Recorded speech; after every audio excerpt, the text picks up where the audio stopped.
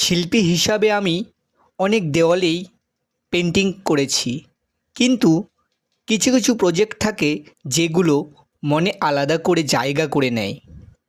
এই ময়ূর পেন্টিংটা আমি করেছিলাম একজন কাস্টমারের বাড়ির ড্রয়িং রুমের দেওয়ালে।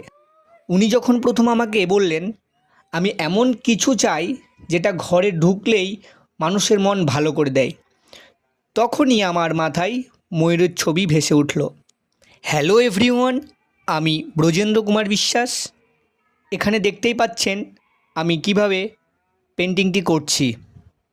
আপনারা এখানে দেখছেন আমার পেন্টিংটি প্রায় হয়ে গেছে, শুধুমাত্র শেষের অংশটুকুই এই ভিডিওর মাধ্যমে তুলে ধরতে পেরেছি।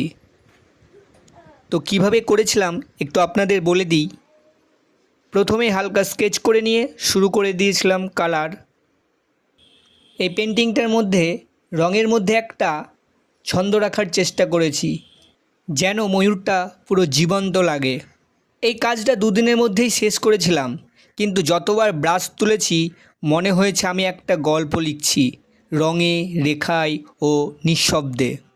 সবচেয়ে আনন্দের মুহূর্ত ছিল যখন কাস্টমার কাজটা দেখে বললেন ঘরটা এখন যেন সত্যিই প্রাণ পেয়েছে। তার সন্তুষ্টি, পরিবারের সদস্যদের হাসিমুখ, সেটাই আমার আর্টের সবচেয়ে বড় পুরস্কার।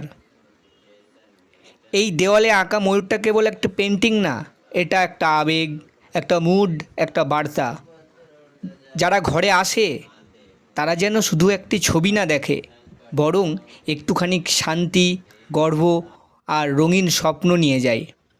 এই ওয়াল পেন্টিংটি আমাকে আবার মনে করিয়ে দিল শিল্প কখনো শুধু দেওয়াল রাঙায় না, সে মানুষকে ছুঁয়ে যায়। আর হ্যাঁ, আপনারাও এমন ধরনের ওয়াল পেন্টিং যদি আমার সাথে করাতে চান অবশ্যই যোগাযোগ করুন। আর আমার ভিডিওটি যদি ভালো লেগে থাকে অবশ্যই একটি করে লাইক, কমেন্ট এবং সাবস্ক্রাইবও ফলো করবেন। আমার ভিডিওটি সম্পূর্ণ দেখার জন্য অনেক অনেক ধন্যবাদ।